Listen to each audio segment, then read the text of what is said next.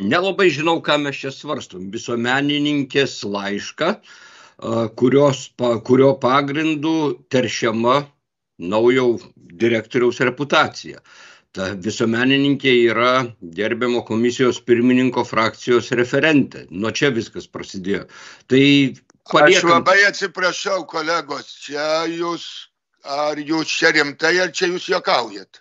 Aš Olgą Vėbrienę pažįstu ir žinau, kur dirba. Bet tai prie ko čia visuomenininkė? Tai visiškai visuomenininkė, čia mes turim visiškai kitas pavardis. Gal galėčiau pabaigti, gerai, komisijos pirmininkė.